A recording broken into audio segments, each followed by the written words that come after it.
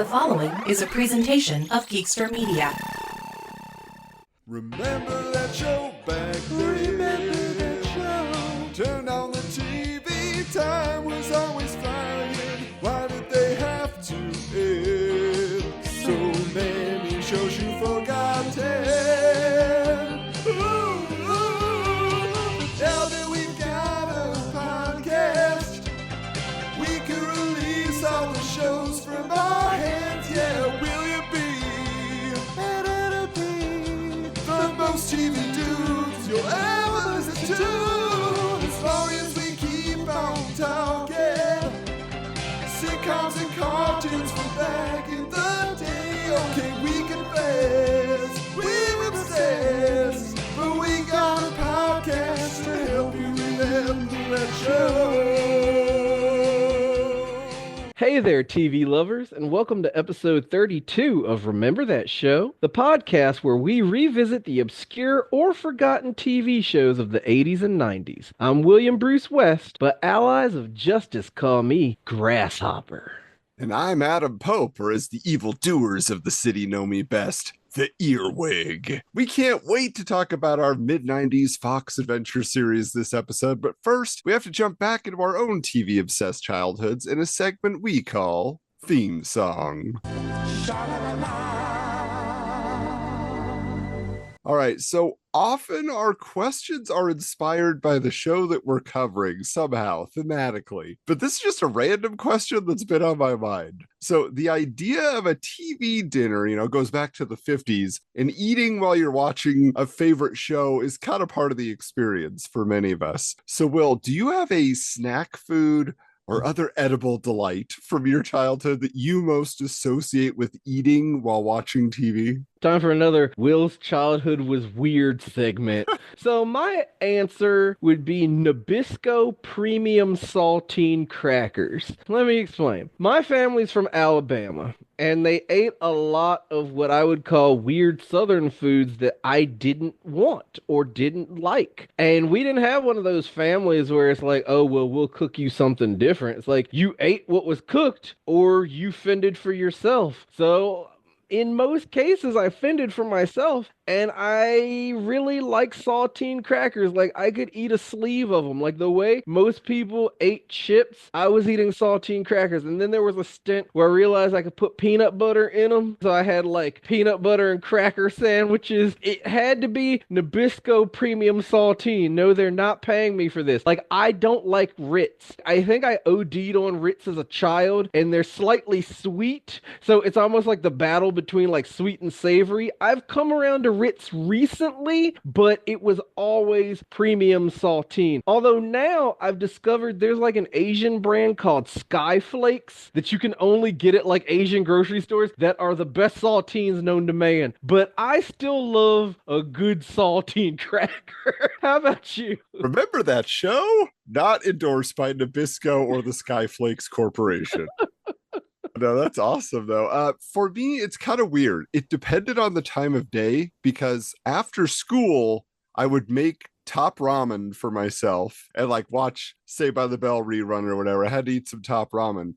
But like most vivid for me, like flavor wise and TV show programming wise, was when my parents got divorced. Thursday nights every week, that was my night with my dad. And we would go to this Chinese food restaurant, and we literally went there consistently, probably for like 5 or 6 years straight, every single Thursday. And so they knew us, they knew me. And even years later, when I would go back and I was an adult, I'd been moved out of the state and everything. They're like, hey, how's your dad? So it was one of those kind of places. But I would get Kung Pao chicken and sit down and watch. It was Thursday night. So when it started, it was The Simpsons, and then switch over to Must See TV Thursday. So like some Mad About You and The Single Guy and eventually Friends and all this stuff. So I would just munch on that throughout the night. So it was like Kung Pao chicken. Whenever I'm like watching The Simpsons, I get pangs for Chinese food,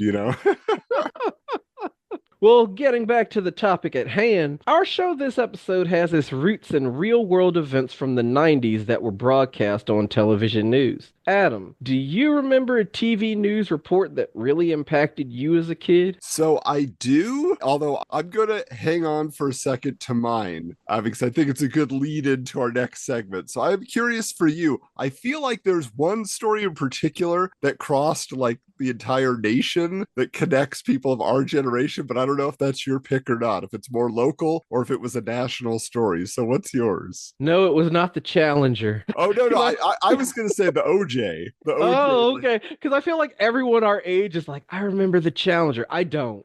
I really don't. No. But this is typical Will fashion. Mine wasn't exactly TV news. It was a TV news magazine in that it was a 48-hour special on CBS where they went to Toy Fair.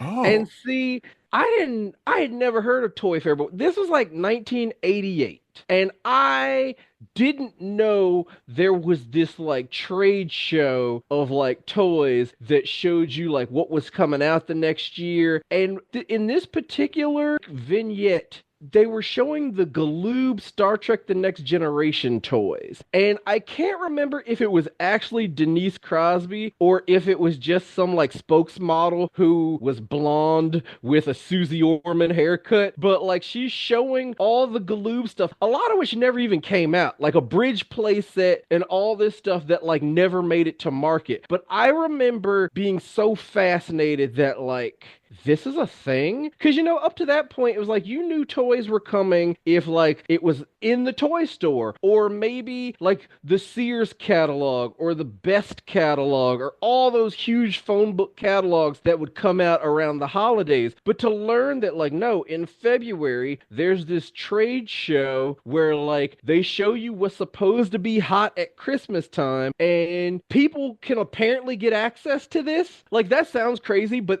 that set me on a path.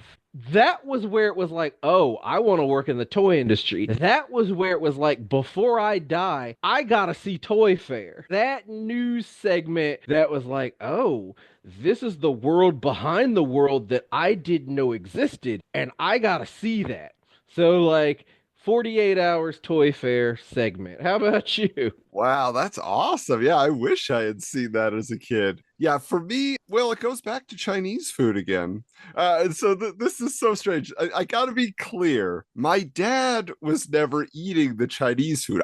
I don't know if he likes Chinese food. It was always him taking me to get Chinese food because he knew I liked it. And so before Costco, one of those warehouse club stores that we went to called Price Club, and next to it, they had like this weird building that was just like a mall food court, but it wasn't in a mall. Like it was just a building that had a food court in it. And I was just like, this is so weird. But anyway, but we would go there and get Chinese food. That was a different restaurant, but I was just like, wherever I could find it, I wanted it. And so we were sitting down. I was eating some Chinese food, and in the food court area, they had a TV, and there would always just be, whatever was on, a current affair or whatever. But this time it had been preempted for a news report. And I'm looking up, and they're like, LA is in turmoil. Los Angeles is going crazy. And I'm like, what is happening? And all of a sudden, I'm just seeing fires, and I'm seeing people breaking windows, and I'm just like, what is happening here? There is a riot going on in Los Angeles right now. And I'm just a kid trying to enjoy my meal.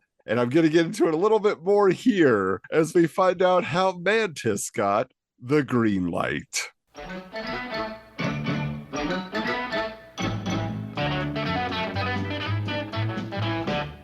So, as I was just discussing, there was a heightening of racial and civil unrest in the early 90s in Los Angeles. So, specifically at this juncture of history, the use of excessive force by police in apprehending minority, especially African American suspects, was being vocally opposed by local leaders in the Black community. And I would see these reports every once in a while, just like flipping channels. And at the same time, There was also tension between the Black community and Korean business owners in Los Angeles regarding like suspected shoplifting and just like cultural misunderstandings in general. And all this unrest, it came to a head in 1991 when camcorder footage of a group of policemen beating an African-American driver of a vehicle who had led them in a high-speed pursuit while intoxicated was released to the public and was broadcast on television news reports. Now, months later, in April of 1992, when these policemen that were involved in the beating were brought to trial but acquitted, the outrage over the verdict started a riot in the streets of Los Angeles that was led by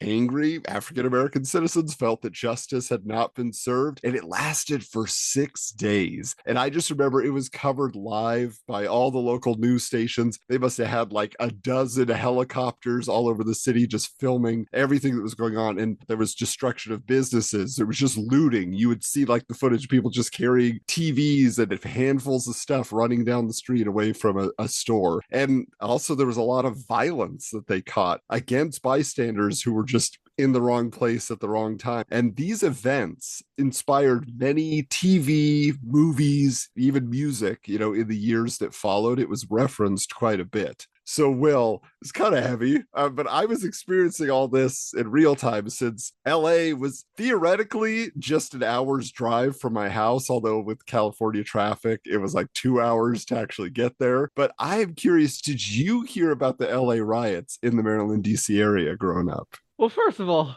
I'm still on this, you don't even know if your dad liked Chinese food thing. You already told us he had that chair and he just, slept in it and sat. So I'm picturing, he's just sitting in his chair watching you eat Kung Pao. And he's like, how's the Kung Pao, boy? It was weird. He was so good to me. If I got a hankering on a non-Thursday, I would just be like, Dad, can I have some Kung Pao chicken? He would leave work, pick it up, and deliver it to me, and then go back to work. Oh my goodness. I have thanked him for the decades that followed for making him do that. I hear it. But yeah, no, we heard about it. Nation's capital. I'm not going to say there's parallels to LA, but DC is very black. People think of DC and we talked about this in Women of the House. They think of oh, government and Congress and the president. But everything outside of Northwest is very black. And at this time, DC was the murder capital of the country, So it was we had civil unrest and we had similar kind of reactions to things. For me personally, it never really hit home because of the age of my parents. That was very important in terms all my friends' parents. So around this time, we're 10, 11. All of them are in their 30s. So they're a little younger. They were inspired by the hip hop generation. They had different things going on. My mom was in the civil rights movement. So when things like this happen, it was kind of yeah, been there, done that. But the younger folks were can you believe the police are doing this? And it blew up. So it was kind of a culture shift. So it's we didn't really sit around the table about did you see what was happening in LA today? It was a thing that happened and you could see it in, you were saying, in entertainment, where we have the rise of Spike Lee and John Singleton and all that stuff. But again, that wasn't in my house either, So it's it was in later years or even not yet that I'm coming around to a lot of that stuff. And we'll get into it with this show, but it's just very interesting how it was colored by all that and how that probably would have kept me away from it then, but maybe not now. So yeah, it's a whole quagmire. It's a very special episode of Remember That Show. Yeah, we're gonna get into some topics here that's kind of interesting, and it will be fascinating to see how far outside the seriousness this ultimately ends up. But right. But why would a superhero show be greenlit amidst all these serious and troubling events? In 1989, Tim Burton's Batman had been the ultimate blockbuster film and led to a proliferation of comic book-based TV shows in the early 90s. It didn't hurt that Warner Brothers had purchased DC Comics several years prior. On CBS, the Flash TV series debuted a television movie event. The same year, Swamp Thing got a syndicated series broadcast on the USA Network. Then ABC launched Lois and Clark: The New Adventures of Superman in 1993.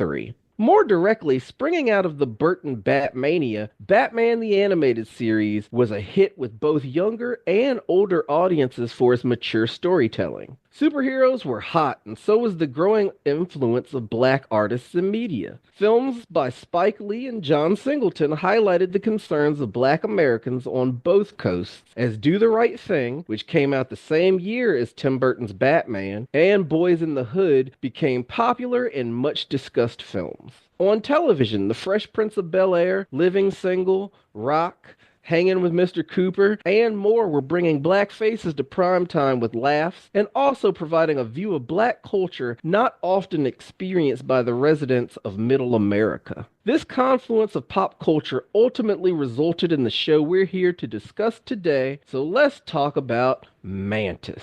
Yeah, let's get into our elevator pitch.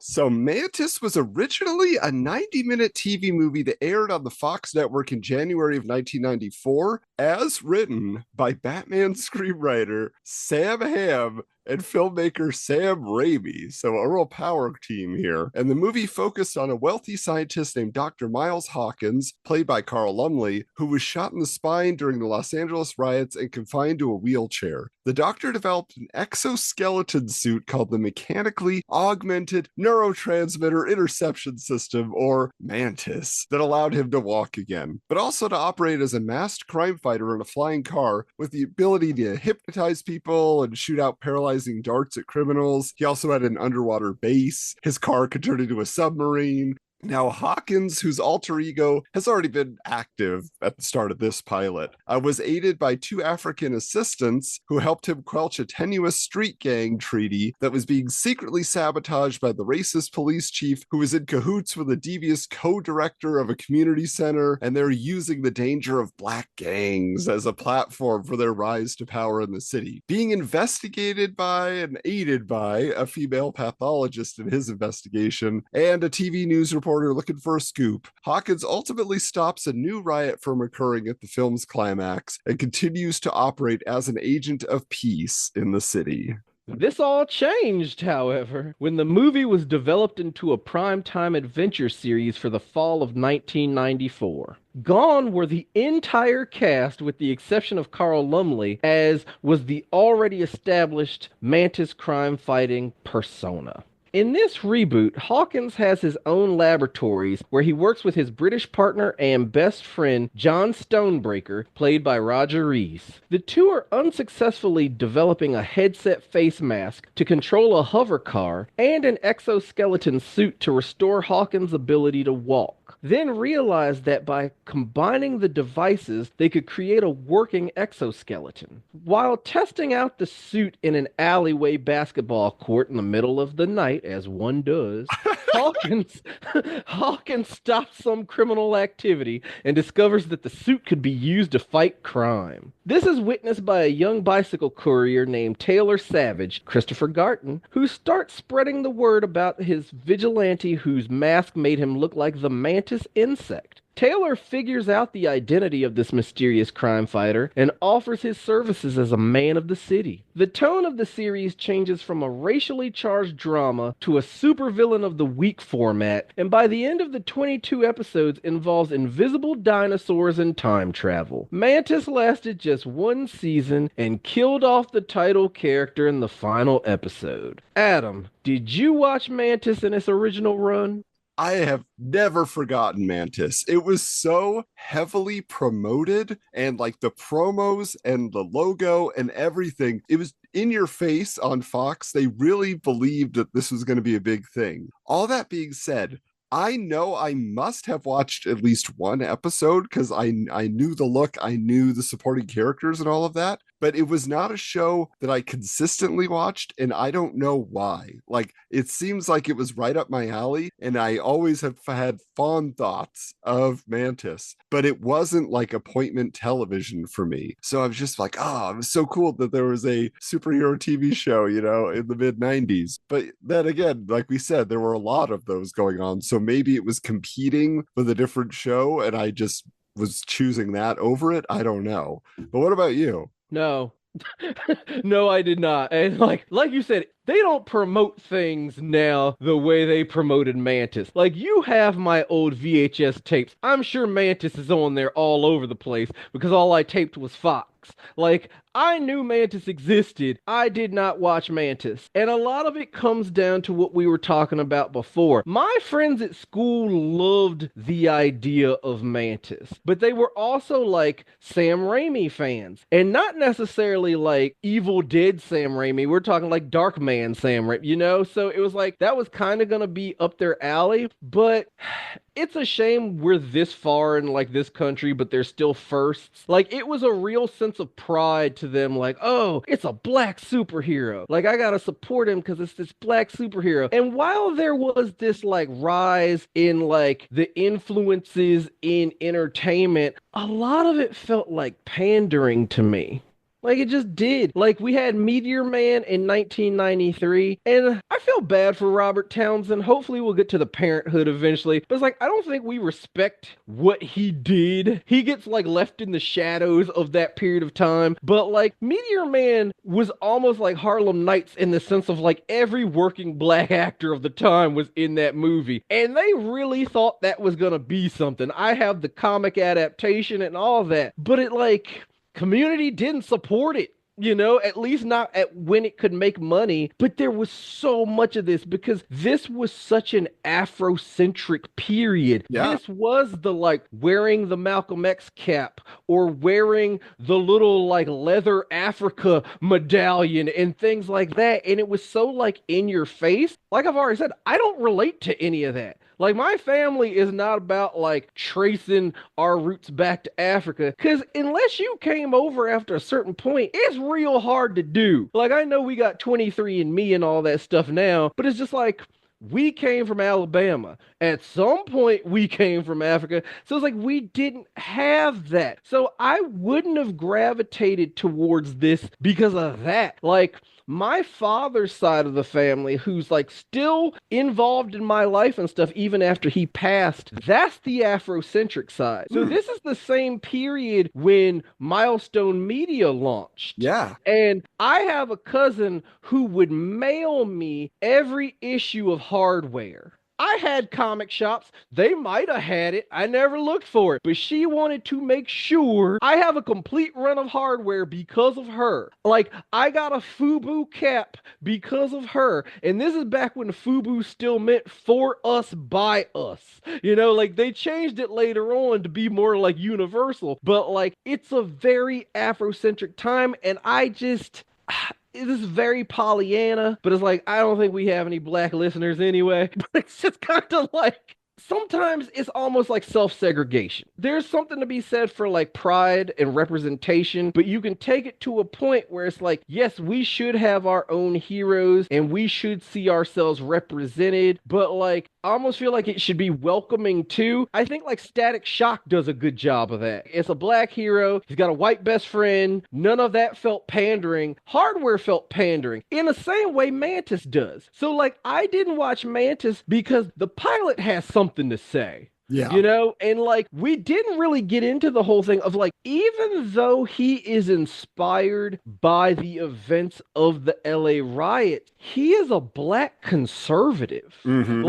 Like he's anti-affirmative action. He's like, if this guy were around today, people would call him an Uncle Tom. Miles Hawkins was not an aspirational figure. And he kind of, over the course of the pilot, comes around to the plight of his people. Yet he's very complex because he still has those Afrocentric roots. Like when I was watching it, It's basically we've got Black Panther at home, down to like the exoskeleton. Sam Hamm and Raimi could sue the MCU because there's a lot they took for like the MCU's Black Panther in this show. You know, like he runs around looking like the world's swankest accountant because he doesn't even have a costume in the pilot. He just wears a suit with a tie and a leather duster and a mask. So like that would have kept me away because it's just all the gang violence. But then when it makes that like transition to the normal series, it's Viper. It's just a throwaway weekly sci-fi low budget show. It's the kind of show I would have eaten up, but I think this was around the time I realized that Fox creates shows to kill. You can look at a show and be like, that's a Fox show, and that show ain't gonna last.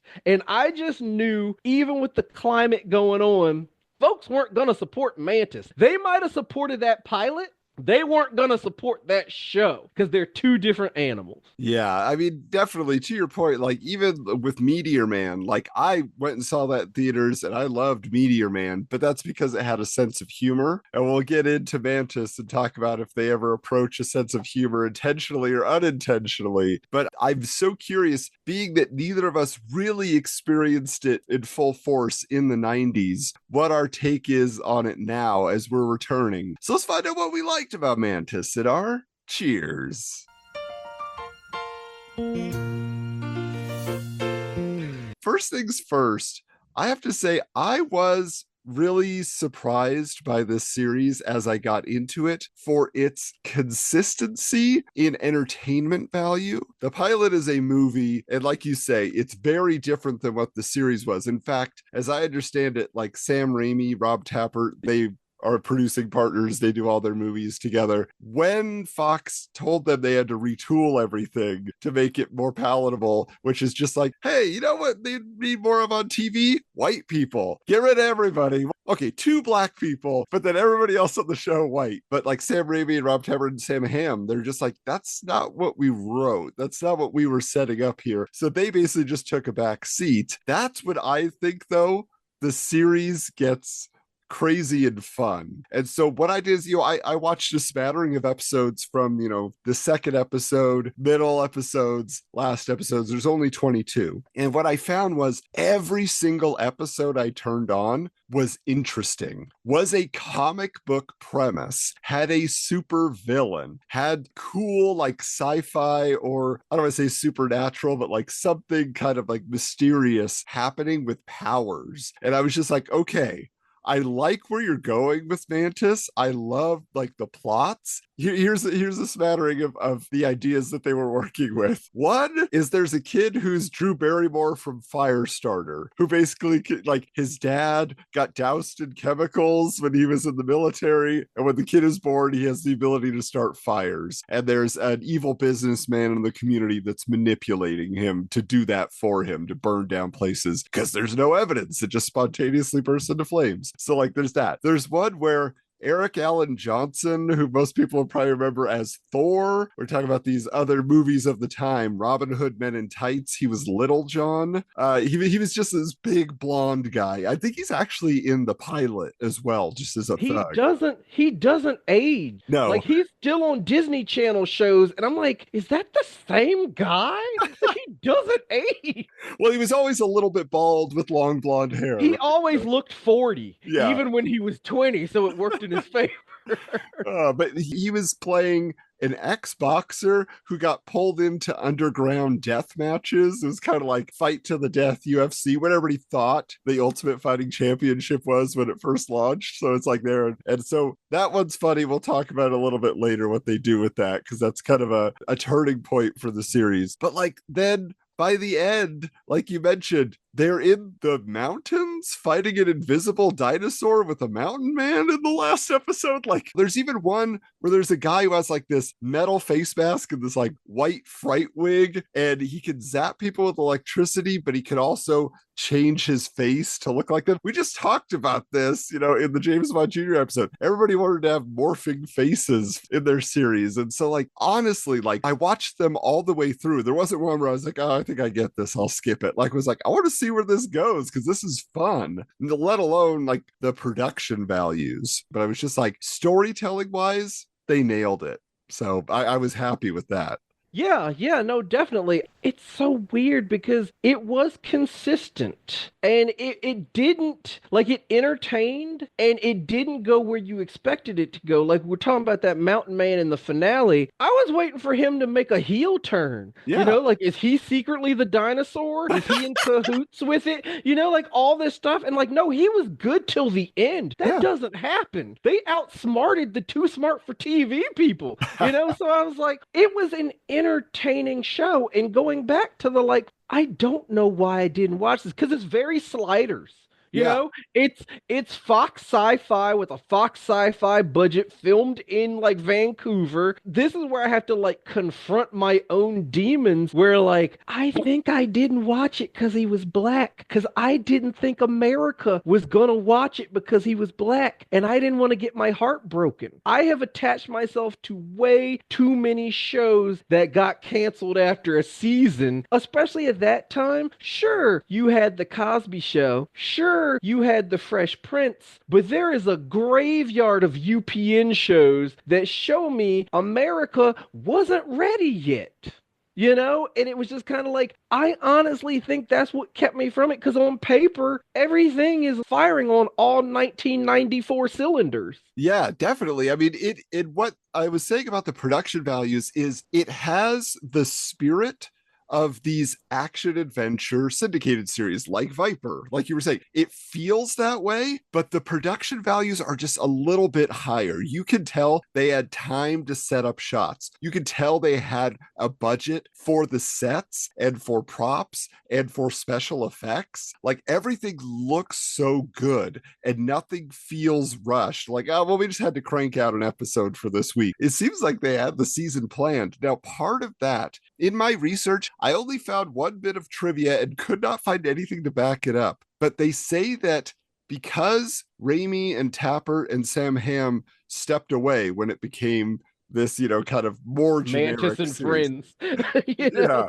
Well, then they secretly, according to what I found, brought in Paul DeMeo and Danny Bilson, who are the guys who created the Flash TV series. They created the Rocketeer movie and Viper too, right? Like Viper is them. Like, yeah. So it's just saying like they always created interesting shows or movies that failed and people didn't really like, but I always loved. And so like to me, I'm just like, that's why I like this show. If they were the ones pulling the strings, but again, I didn't find any record of them in the credits on IMDb. They didn't take credit, but somebody says they were the secret sauce behind it that was keeping things running. I was like, if that's true, it 100% tracks for me. I really connected to this universe in a way that like even shows that I have an affinity for, and I go back now, I'm just like, nah, but I mean, it's mostly a hokey, and especially like something like Baywatch Nights, where I was just like, they were going for something to make it like more outlandish and get your attention, and they had no concept of it. But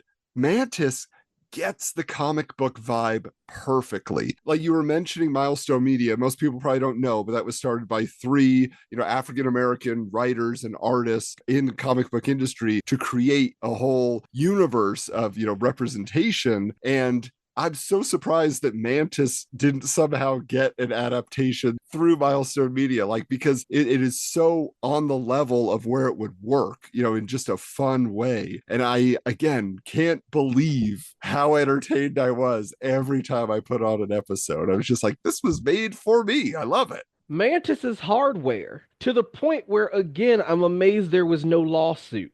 Like hardware is basically Black Tony Stark. Like he doesn't have the paralysis angle, but like the rest of it, it's Mantis. So like having the entire series forced on me, I know a lot about hardware, But like in this situation, I love the cast, except for, okay, the love interest lady cop. She really has, and I use this like phrasing a lot, but like it gets the job. Well, she's great value Ray Don Chong. But like, other than that, I love Taylor. I would almost say that Taylor was inspired by Chris O'Donnell's portrayal as Robin, but this predates that. So Chris O'Donnell studied Taylor Savage to be Dick Grayson, you know? Like, it's the same character. I always love the streetwise white kid, because when it's the streetwise black kid, he's always rapping and you don't know where his money comes from. But the streetwise white kid is just like, yeah, he skateboards, so people think he's a bad boy, you know? Well, and we should say he's also kind of a Matthew Lillard type. And I thought originally when I first saw him, I was like, wait, Matthew Lillard's first role was on Mantis? And I was like, oh no, it's not. But again, predates Scream, right? So Right. it's just like before he broke. Like, this sounds dumb, but like, I love seeing people I recognize, like Robbie Reese, like Robin Colcourt from Cheers. That's Rebecca Howe's boyfriend who like challenges Sam for her affections. And like, there's a whole roller coaster ride with Robin Colcourt. He's a millionaire and then he loses his money and then he goes to prison. So in my head canon, this is just post Cheers Robin Colcourt, because Cheers ended that year. Well, see, it caught me off guard because I know him best going back to Robin Hood Men in Tights. He's the sheriff of Nottingham in that. So I'm used to seeing him as a bad guy. Did you not watch Cheers? No, I know. I know he was on Cheers, but I've watched Men in Tights many more times than I've watched episodes of Cheers. So See, I've never seen Minute. But we're not here for Remember That Movie. So, like, but yeah, no, like, I have a lot of cheers. Like, I was sad when it ended, but my other cheer, though, which is something they don't do anymore, this is a show that knew it was ending and they let it have an ending. But because we are students of television at this point, there's enough there to revive something if you wanted to. mm-hmm. But like, it got a finite ending. There was no, oh, we pulled it from the schedule and we're gonna burn it off in the summer. There's no like, oh, somebody wrote a fanfic to tell what happened to Mantis after the invisible dinosaur. Like, it got to end. And I just wish more shows were allowed to do that. They know they're gonna cancel these shows. Like, just say, episode 13, you might want to write that as a finale. We might give you the back 9, but just write it as a finale. It does make it feel like a complete story, even if it is maybe like a little bit tacked on, and we can get into that, like how he actually dies.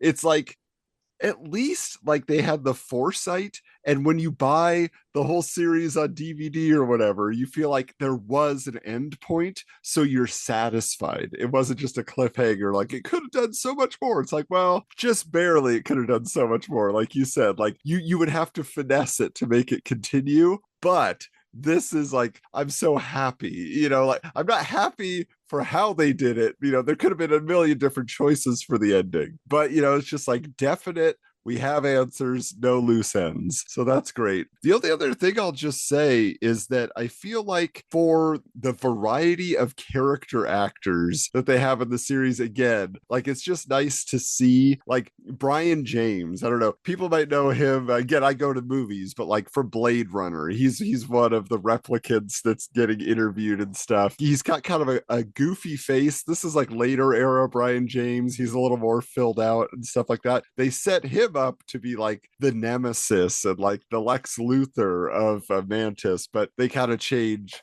where they're going with the series, you know, halfway through. But yeah, so that was just nice to see, as well as a lot of familiar faces, but a lot of familiar Canadian faces. So you know the shows that are produced in Canada, like, yeah, you know, I love the Generation X TV movie that was on Fox. And there's this guy who's this executive who works with Matt Frewer's Russell Tresh character. And he pops up in an episode where he's like an evil guy. I'm like, oh, this guy has range, you know? So it's just like, it's just fun to see who they could grab. And sometimes it would be random, like Kenneth Mars, who some people might know from some Mel Brooks movies, Young Frankenstein and The Producers, stuff like that. Like he just has like a very brief role, I think, in the pilot, if I'm remembering correctly, where I was just like, what are you doing here, Kenneth Mars? You know, and then he dies or something, or is at least in the hospital. I was like, that was short. All right, well, you know, it's not all rah-rah for Mantis. There are some choices that were made for this series, whether it was the executives at the network or the people in the writer's room. So we got to find out where they stumbled in our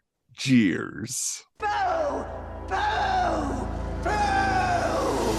Will, what do you think? What was rankling you? I feel like we're not supposed to talk about the pilot since we know that it's like a completely different animal. Like, it's a clear tonal shift, but the biggest problem with the pilot movie is that it is an 80s movie with a 90s plot.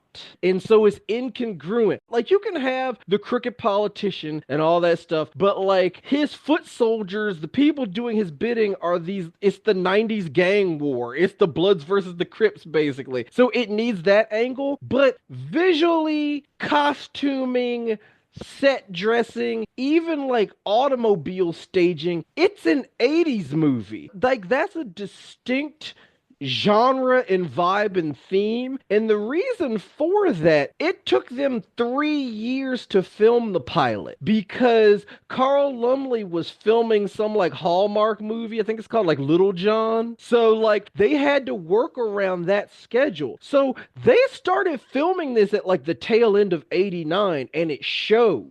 It almost makes you wonder if the gang stuff was tacked in later, at least the part about like them being in cahoots with the mayor, like, but so it's that thematic thing. Now, I love a good bad 80s movie, and this was a good bad 80s movie. This was Chuck Norris point blank rocket launcher bad, but I loved it. It felt like a Canon Films movie. Yes. Yeah. Yes. But when it tried to like bring in the 90s, it didn't flow well. But then that's my other jeer in that like I still felt like the pilot had something it wanted to say and the series didn't. The series is entertaining, but it didn't have a message. For sure. Yeah, they were definitely like very heavy like in the tone and the way that every actor was portraying, the situation with Mantis, which for me is less fun. Therefore, I don't respond to it because everybody is so self-serious, especially Carl Lumbly. And like you said earlier, he's kind of playing both sides. And I didn't know if he was trying to do like a Bruce Wayne Batman thing where he's like, I'm putting everybody off by playing the ultra conservative black guy who doesn't seem to care about his community and the plight of the people that are not as rich and as connected as I am, or if he really was feeling that and was having a character arc throughout the pilot. But like that was the thing, is I was just like watching the pilot, it's too cool. Like they're trying too hard to make Mantis even smooth. Like you said, with his trench coat, when he's moving around, he's very slow and he's paralyzing people. That's his power, right? He's shooting people. They get a dart in them and then they basically just like freeze like a statue when they get carried. That's the funniest part, is people just getting carried around or like freezing in place and pretending they're right. They freeze in place, which I think is probably a jeer because most people would just like, I don't know, they'd use some effect on that, but it's like, no, you see him like, don't blink, like every actor is like, okay, I've been training for this, don't move. Yeah, exactly. But it was just like, it was too low key for me, like to watch that whole pilot. Like it was more of a mystery investigation than it was action adventure fun. Like they'd show his flying car, they'd show him go underwater to his base, but it was never interesting to me. I was just like, yeah, I mean, I understand this does feel more about themes than it does feel about like set up a universe. And speaking of which, they also, it's in media res. He's already Mantis, he already exists. Like it as like kind of a rumor, in the city, and they don't really get deep into like an origin story. I mean, you can understand he's a scientist who had the ability to create technology to help himself walk again, because of course he would want to walk again. But like, there's not like a huge motivation for why he's doing what he's doing. And so you're just kind of like, Mantis is. My jeer is on to like the pilot in the sense that it's too good. Because maybe it's the quality of the file I was watching, but like it's cinematic. Like, it really is a lower budget Batman 89 to the point where it's like, if I saw that pilot, I knew there was no way they could deliver that level on a week to week basis, which is a problem for a series. But tied to that, like you were saying, I was never bored. I was really drawn into the gang war and all that stuff. My problem, though, is with Hawkins himself. Like you were saying, there is no origin. I would watch the series that we got, but I mourn the series we didn't.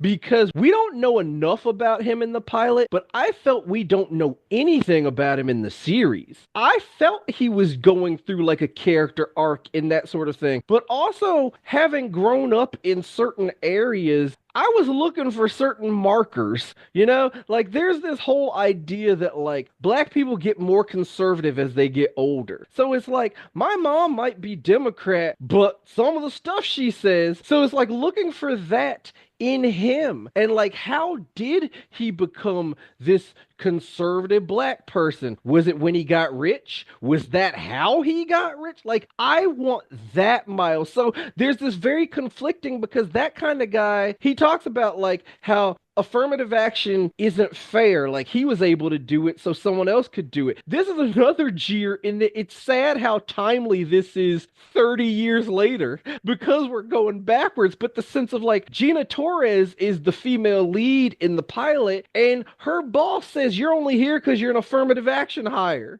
Like, that's ripped from the headlines, But like, I need to know, who is Miles Hawkins? Why does he do this? Because like you were saying, is it a Bruce Wayne cover story? I don't feel that the Miles Hawkins we are shown is a guy who would end up getting shot saving a random black kid during a riot. What was the turning point? But to me, in my headcanon series, we would explore that. In fact, in the actual series, we don't know that's the LA riots. They used the same exact footage. For all we know, it was the 4th of July that got out of hand in a bad neighborhood. Like, they never point to that, because like in the pilot, like you were saying, there's not a lot of humor. The comedy relief are his 2 Wakandan assistants.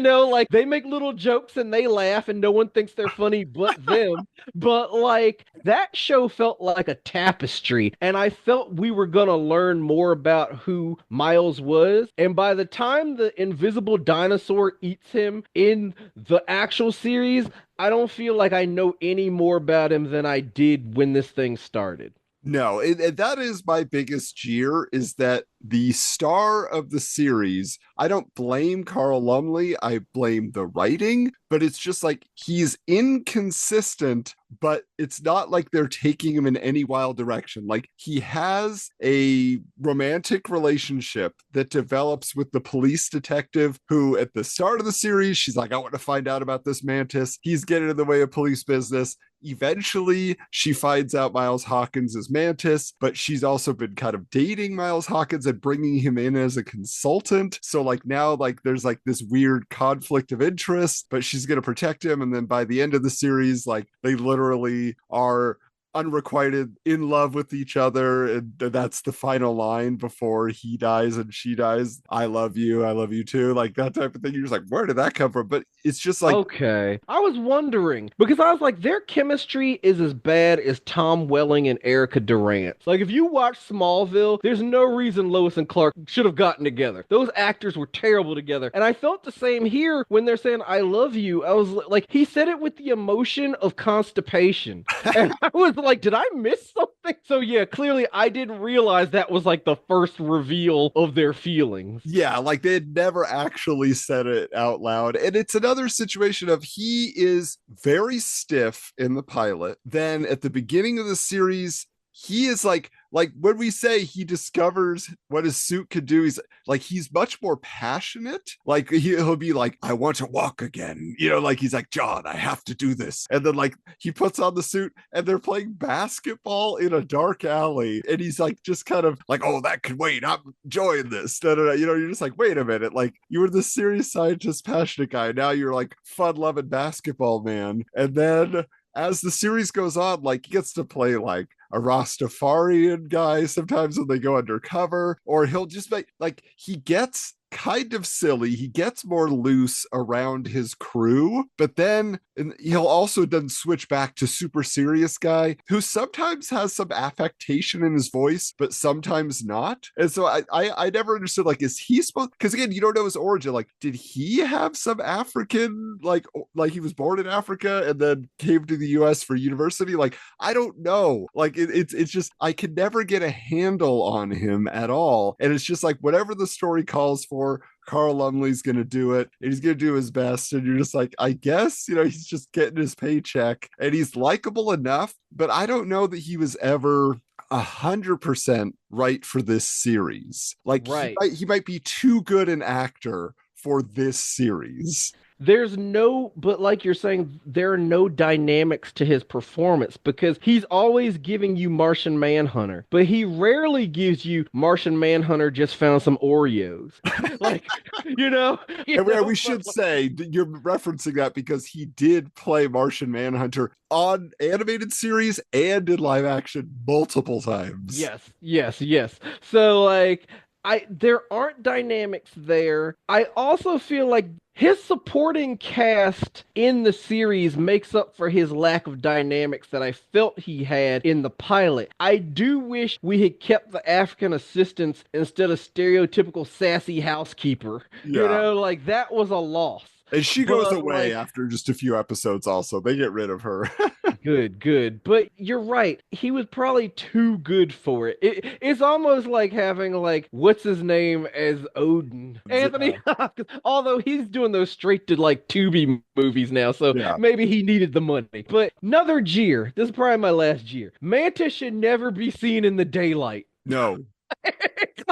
Mantis doesn't work in the daylight. Along the lines of costuming, I want to fire whoever was responsible for wardrobe for this entire franchise because our big bads were constantly wearing ill-fitting suits that made it look like they were built like Duplo figures, whether it was Steve James in the pilot or whether it was Brian James in the pilot. It's like just ill-fitting suits all around. Yeah, like the final episode pretty much takes place, 75% in the daylight. And so you're seeing a lot of scuba suit is basically what it looks like that he's wearing. But in that vein, for me, what I found interesting, but it didn't fit, was, like I said, in the pilot, he's very suave, like when he's just moving around the streets. And then when he becomes Mantis in the series, and it's a stunt performer, obviously, it's not Carl Lumbly most of the time, I'm assuming. But like when he's doing all these big jumps and like, doing his action scenes, he's Black Panther. Yeah. He does.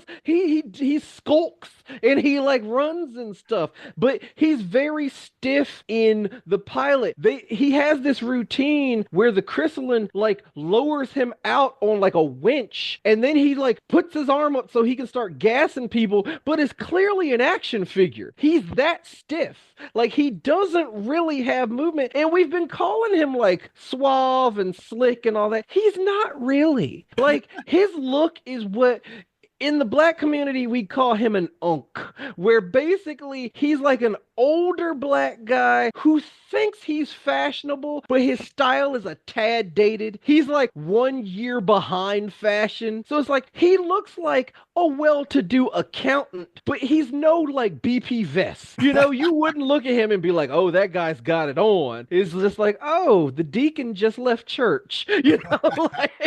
Yeah, and I mean, the one thing I will say is, Sam Raimi is going to go on to direct Spider-Man films. There are some scenes where I was just like, I don't think this is part of his power set, but he was crawling down a post or something just like Spider-Man. Like, he's not actually insectoid, like that's the thing they changed. Like that, they used to be an acronym. And then in the pilot of the TV series, basically the soft reboot, the Savage character says like, yeah, you look like one of those bugs called, and he does the arms and they're like, Mantis. Yeah, he looked like a mantis. And then that gets back to, Carl Lumbly and Roger Rees, and they're just like, Mantis, eh? And then he just starts referring to himself as the Mantis. And he's like, I am the Mantis. See, that's probably, I said I had my last jeer, but we never discussed his power set is never really explained. Like, as far as I can tell, he can gas you from his gauntlet, but he can also freeze you from his gauntlet with his little dart things. But then he has lasers in his mask, but he has gas in his mask, but then he can hypnotize you with his mantis eyes. I don't think he has any kind of strength. Oh, yeah, and he can walk. But they never give you a power set for him. Yeah, I think he does have super strength technically, because there are a few episodes where he's like throwing people around or he gets hit and he has a little bit more resistance than most people would. But yeah, like it's just like kind of whatever we need for the moment. He also has like a display where he could do like night vision or whatever. It's just like this was all part of your plan. But I think the other thing is they're always tweaking it too. So they're adding little upgrades. But it feels like a cop-out because it like does whatever a mantis does. And you're like, what the hell does a mantis do? It just prays. Like, I don't know, like, what's their power? Even some of Spider-Man's powers, I'm like, really? Oh, okay. Yeah. So not a super well-defined character, but a fun universe and fun stories. And it was something that I think could have been explored more, could have been expanded upon, could have been refined in a second season, and perhaps we would have gotten the Mantis we deserved. And I think that we're ready to help out with that as the show doctors.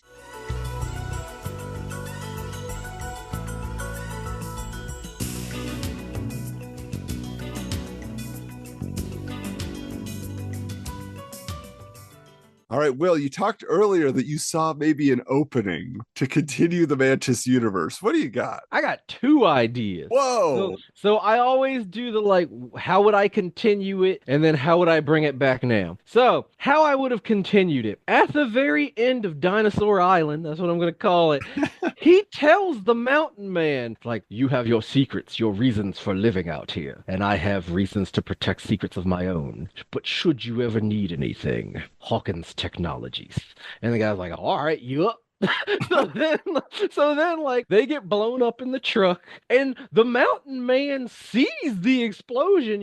So in my second season, that's right, we explore the origin of the Mountain Man, where he's a fallen preacher. Something happened to his family. Let's do a Frank Castle. His whole family gets killed and he goes out into the woods to just kind of center himself, because he tells us he's been out there on his own for 19 years. But seeing what Hawkins did, seeing that like the world is crazier than he ever thought it was, but also knowing there are more prehistoric eggs in the cave, he knows at some point there's gonna be a reckoning. So he comes to the city. Now, he had said cities suck, but he knows that his dislike of the city is not it's big a deal if he needs to save the world. So he's gonna come back to whatever that city's called at this point, because they keep changing the name, and he's gonna find Robin Colcord before he moves to, was he going to Asia? Did they call it the Orient? I think they called it the Orient because you could do that back then. But like he said he was never returning, but like he catches him at the airport and he's like, you understand, man, like these things are coming, there's more of them down there. So they get together, they get the band back together, and he becomes the praying mantis because he's a former preacher.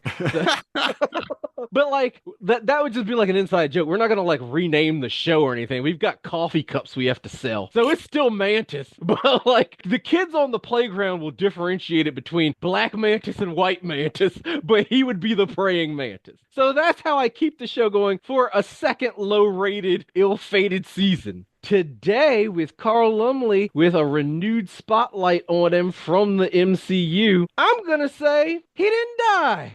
You can do that now.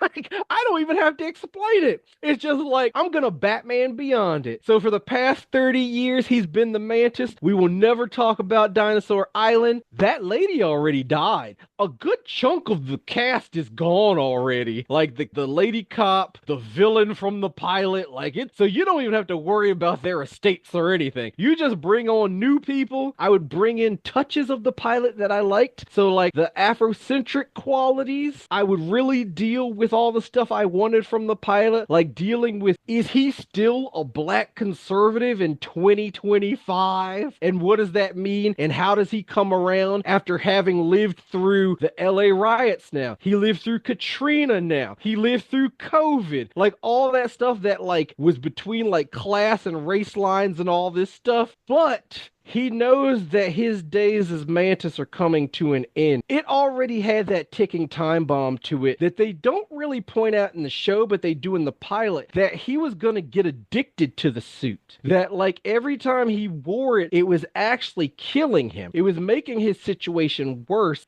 but he was addicted to the high. So like his lab assistants were constantly like telling him like, you need to limit your time in the suit. And that was part of why there was a time limit. It's also the power cells would drain, but like in the series itself, it seemed like it was just the power cells. Yeah. So we're going to deal with a Dark Knight Returns / Black Costume saga where the suit is finally about to take over because it's exploiting his weaknesses and he finds a new person to take on the mantle of the Mantis. We'll find some beautiful black kid from the CW and like it's going to be Mantis Beyond. Wow. Okay. So this is, I mean, Praying Mantis. They could cross over with Touched by an Angel or something. I don't know. Interesting ideas. I think for me, this is like kind of like some recent show doctors you've had.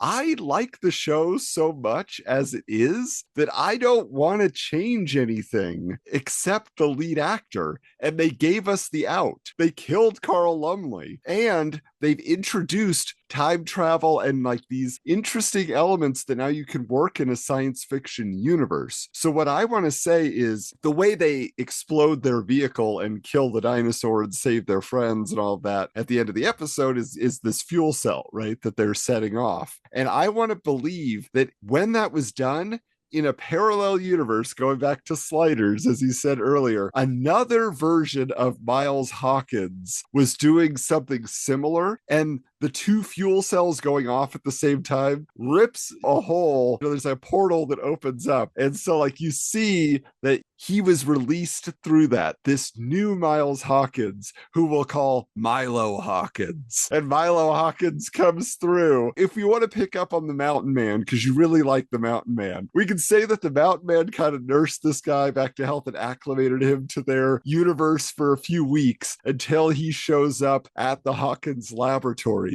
And who is he played by? I think we need someone who can have a sense of humor, who would play in a little bit more to the fun and the silliness. Keith David. Okay, Keith David is the new Mantis. He would work better in this series. I mean, especially if you've seen his stuff of the last, 10, 15 years, like his work on Psych and all sorts of other things. Like he can have a comedic edge in a fun way, but also I just think Keith David is more likable than Carl Lumbly. Carl Lumbly, you respect, but Keith David, you're like, I love that guy. Plus he was Spawn on the animated series. He's used to playing this kind of role and he can be a little bit melodramatic, but in a cool way. Then what it is you kind of have like a slight fish out of water. The portals can open so you can have villains from his universe, from his past history. That was the thing I was wrestling with was he the Mantis in his universe, or is he going to have to learn how to be a hero in this universe? That was kind of the theme I had. Like he's taking on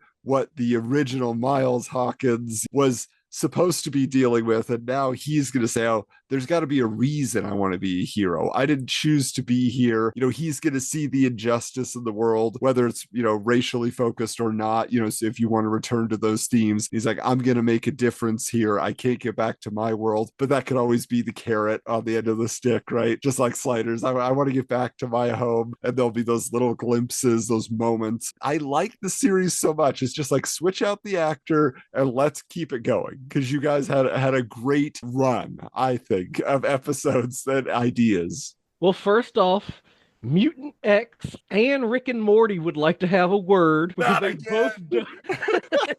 You read Mutant X. That's how Havoc got to that other universe. Well, it's the explosion at the same consciousnesses, time. Yeah. But I guess that brings up an interesting question. Were we supposed to like Miles? And I think that's kind of like where my whole thing is, because the pilot version, I don't think we are. I think we're supposed to come to love him, and then they just kind of get rid of all that in the series. So, like, you're right, he's not likable. But I think that might have been intentional. I just have one question for yours, and this is going to be very, very controversial. But can Milo walk? Ooh, that's a good point. Yeah. So, like, does he come with the exact same baggage? And I don't know. I almost feel like it'd be interesting. Like, because it was an alternate timeline, or however you want to look at it, he wasn't at that convenience store that day. He was doing something else, or he averted the problem a different way. So you can see how it could have been. And that's why he is a different person who has to learn to accept the mantle. He's like, I didn't have to struggle with that. And like putting on a super suit doesn't appeal to me, but they have to say, like, but we need you to make a difference. It's like, why does it have to be me? And there has to be something else about him that is necessary, like something else he can do that nobody else can. See, if you did the Havoc consciousness switch, you don't have to deal with that. Because then Yeah. it's just Milo's consciousness in Miles's body, but then we can't explain why the body wasn't blowed to bits. Yeah. But I am a big fan, though, of predestination in that whole idea of like, yeah, he wasn't at that riot, but that bullet was gonna get him somewhere. It's the final destination thing. It's like in all universes, Miles Hawkins is destined to be in a wheelchair. So when he shows up in our universe, something happens to him. So now he does need the suit. He does need to accept that. Oh, okay, that's good. That's good. So yeah, Mantis, come back, return to us. I don't know if they could recapture that moment in time for how, because you seem like they just had a good crew, they had a good cast, they had a good thing going. But yeah, I can't recommend highly enough that people go back and check out Mantis. All the episodes are on YouTube. Again, there's only 22. And just sample it. We would be very curious to hear if you remember watching it at the time, or if you revisit in preparation for listening to this episode, what you think now, and if you like it as much as we did. Because yeah, the inconsistencies between the pilot and the series, a little bit of, the main character not being developed properly, but as a series, if you just wanted to flip this on, I don't even know if it was really good for prime time. I think it is a Saturday afternoon show, but it is going to impress you. I think it's better than you think it is. Let's put it that way. But we'll tell them what we can look forward to on the next edition of Remember That Show. Well, next time around, we're taking things in a wacky direction as we explore the glorious disaster that took the form of a short-lived and ill-advised primetime sketch comedy program, The Dana Carvey Show from 1996.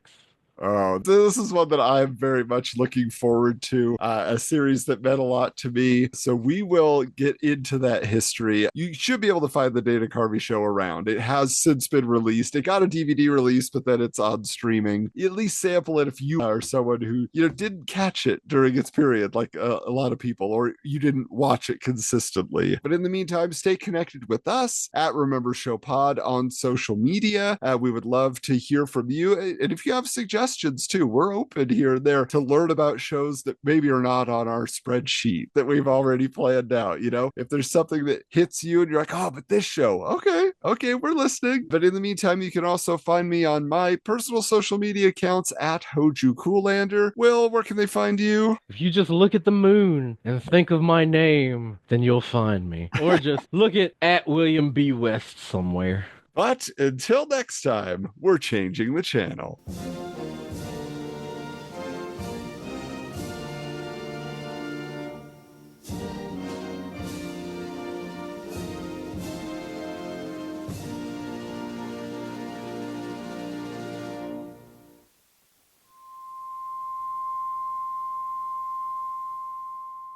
This has been a presentation of Geekster Media.